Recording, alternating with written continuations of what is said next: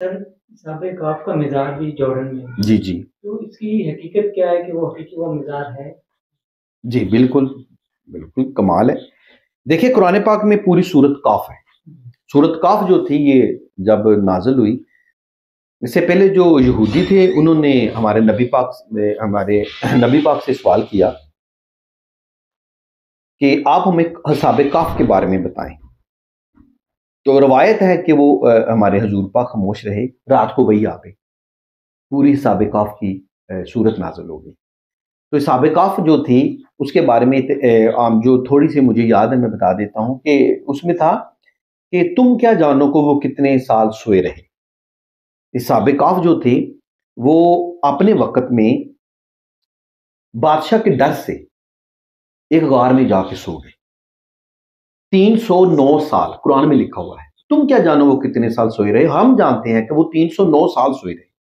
309 سال کے بعد وہ اٹھے اور سارے اکٹھے اٹھ گئے اور وہ بازار گئے کھانا لینے کے لیے. تو انہوں نے کچھ سکے چلائے. انہوں نے کہا یہ سکے کہاں سے لے کے رہے ہم رات کو سوئے تھے. یہ تو انہوں نے کہا یہ تو 300 سال پرانے سکے ہیں. تو بادشاہ کو پتا چلا تو بادشاہ نے ان کو اپنے پاس بلایا. تو اس وقت انہوں نے بہت عزت کی کہ آپ 300 سال پہلے سوئے تھے. تو اللہ تعالیٰ نے ایک معجزہ دکھایا اس وقت کے یہودیوں کو، ہم جب جو چاہوں میں کر سکتا ہوں، کہ وہ سوئے اور 309 سال بعد اٹھے. اب ان میں سے فردن فردن جو فوت ہوتا گیا اس وقت دوبارہ اٹھنے کے بعد ان کو اس کی جگہ پہ جا کے نا ان کی ادھر ادھر قبر بنا دی. اب چونکہ سابقاف کو گزرے تقریباً 2000 سال گزر گیا، ہمارے نبی پاک سے پہلے کی یہ بات ہے. تو پھر یہ ہوا کہ صلاح الدین ایوبی کا دور آیا. صلاح الدین ایوبی کو جب پتہ چلا کہ یہ سابقاف کا مزار ہے اور وہ اوریجنل مزار ہے جو قرآن پاک میں تھا کہ ہم ان کو ایک جگہ سے روشنی دیتے تھے، تو وہ مزار جو غار ہے پہاڑوں کے اندر، میں ادھر گیا بھی ہوں، آپ کو نظر بھی آ رہا ہوگا شاید اسکرین پہ. تو وہ جو پیچھے مزار ہے اس کے پیچھے ایک روشنی تھی. اللہ نے کہا کہ ہم ان کو روشنی دیتے تھے، ہوا دیتے تھے. تو وہ پیچھے ایک سوراخ تھا، میں ادھر بھی گیا تھا. تو یہ ایک تو قرآن پاک میں ذکر ہے، اور سابقاف کا اوریجنل مزار جو ہے وہ جارڈن میں ہے.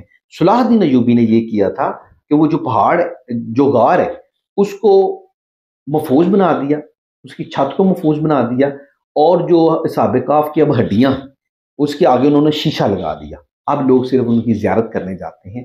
تو ہڈیوں کی زیارت اور سابقاف کے غار کی زیارت کرنے اس لیے جاتے ہیں کہ قرآن میں اس کا ذکر ہے اور یہ اللہ کا حکم تھا کہ سو جاؤ. جیسے کہ اللہ تعالیٰ نے قرآن پاک میں فرمایا کہ جب تمہیں قیامت کے دن میں اٹھاؤں گا تو تم یہی کہو کہ شاید تھوڑی دیر ہی سویا ہوں، شاید اس سے آپس میں باتیں کریں گے شاید کتنے دن سویا ہوں. تو پھر اللہ تعالیٰ نے کہا ہم جانتے ہیں تم کتنی دیر سوئے.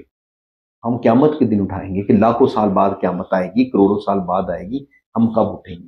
تو یہ سابقاف کا جو مزار ہے یہ جارڈن میں ہے. اس لیے جارڈن جو ہے وہ پوری دنیا کی ہسٹری ہے، اس لیے کہ ٹوٹل جو اسلامی مذاہب تھے، پہلے یہودی، پھر نصرانی اور پھر مسلمان، بڑے 3 مذاہب ہیں. یہودی بھی ادھر جاتے ہیں، دریا جارڈن بھی ہے، ارض فلسطین ہے، عیسائی بھی اور مسلمان. کیونکہ بعد میں ہمارا قرآن پاک آیا تو اللہ تعالیٰ نے اس میں سب کا ذکر کر دیا. سابقاف کی صورت کاف آ گئی، حضرت موسیٰ علیہ السلام کا ذکر آ گیا، حضرت یوسف علیہ السلام کا آ گیا اور حضرت یعقوب علیہ السلام کا آ گیا. تو سارے یہ اس میں جب ذکر آئے تو اس لیے جارڈن ایسا ہسٹوریکل ملک ہے، پوری دنیا کے لوگ جارڈن دیکھنا پسند کرتے تو کیا یہ جارڈن میں جو دوسرے صحابہ کرام ہیں ان کے مثال بھی موجود ہیں؟ ہیں. جی بالکل. جارڈن میں جو صحابہ کرام ہیں کتنے ہیں یہ شاید میں ایگزیکٹ نہیں بتا سکتا، لیکن یہ میری خوش نصیبی ہے، میں 5 مزاروں پہ گیا ہوں. ایک تو میں یہ بتاتا چلوں، اردن میں جو صحابہ کے مزاروں کے علاوہ جنگ موتا کا میدان کا واقعہ جو ہے وہ جارڈن میں پیش آیا تھا. جنگ موتا کا میدان، جنگ موتا جو تھی یہ جارڈن میں ہوئی تھی، اور سورت جو قرآن پاک کے روم ہے یہ بھی میرا انداز ہے جارڈن میں نازل ہوئی. کیونکہ جو جارڈن میں جب جنگ موتا کا میدان تھا تو یہ سامنے رومن تھے، یہ سارا رومنوں کا علاقہ تھا، تو رومنوں سے جنگ ہوئی تھی. اور مجھے جہاں تک یاد ہے، اور میں اس کے بعد اسی علاقے میں حضرت جعفر تیار کا مزار ہے رضی اللہ تعالیٰ عنہ، جو کہ حضرت علی کے بڑے بھائی تھے. حضرت علی رضی اللہ تعالیٰ عنہ کے بڑے بھائی تھے حضرت جعفر تیار. اور اس کے بعد حضرت معاذ بن جبل کا مزار ہے. اس کے بعد عبد الرحمن بن جبل کا مزار ہے. उसके बाद हज़रत ज़ैद बिन हारिस का मज़ार है, मैं उधर भी गया था। और हज़रत अब्दुर्रहमान बिन रवाह, इनका हज़रत अब्दुल्ला बिन रवाह, ये भी मज़ार उधर है। तो 5 सहाबा के मज़ार पे जो मैं गया हूँ, एक और मज़ार पे मैं गया था, मेरे वो नाम ज़हन में नहीं है। तो ये 5 सहाबा के मज़ार भी उर्दन में है। और ये जंग मोता का जो मैदान है, ये एक शहर है कर्क, कर्क शहर के पास है। और आज तक जंग मोता का मैदान और वो पूरा इलाका जो है वो बिल्कुल वैसा ही है। लोग उधर ज़ियारत करने जाते हैं, देखते हैं जो हिस्ट्री में है, जो हदीस में है। और हज़रत जाफर त्यार जब जंग मोता के मैदान के लिए रवाना हुए थे तो नबी पाक ने खुद भेजा था और ये भी तय करके भेजा था कि अगर आप उधर शहीद हो गए तो उसके बाद गवर्नर कौन बनेगा, या उसके बाद कौन वो हैंडल कौन करेगा वो सारा वो जो था। तो ये सहाबा कराम की उधर शहादत हुई थी, तो ये इसलिए मैं उधर गया था और ये जंग मोता के मैदान को मैंने देखा है। ये सवालात तो वो थे जो इन बच्चों ने मुझसे किए और मैंने जो मुझे याद था और जो मैंने खुद देखा था वो मैंने बता दिया। अगर आपके ज़हन में भी कुछ सवालात हैं तो वो आप कमेंट सेक्शन में मुझसे पूछ सकते हैं, मैं ज़रूर जवाब दूंगा।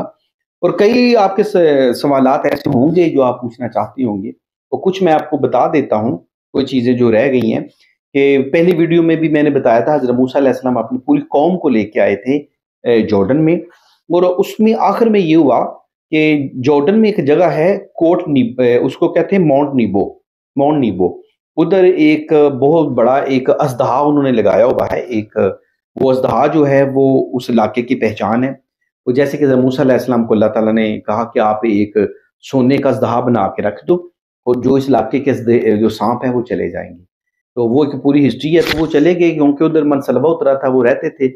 और उसके बाद ये पूरा उन्होंने ना यादगार बना दिया।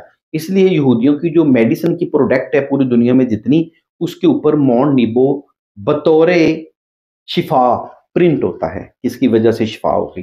और हज़रत मूसा अलैहिस्सलाम को अल्लाह ताला ने कहा था कि आप बनी इसराइल को लेके आप उधर अर्ज़ शाम चले जाएं, जो सामने बैतुल मुक़द्दस था, उधर जाना था। तो आपस में 21-20 किलोमीटर का फासला था माउंट नीबो की बैक पे।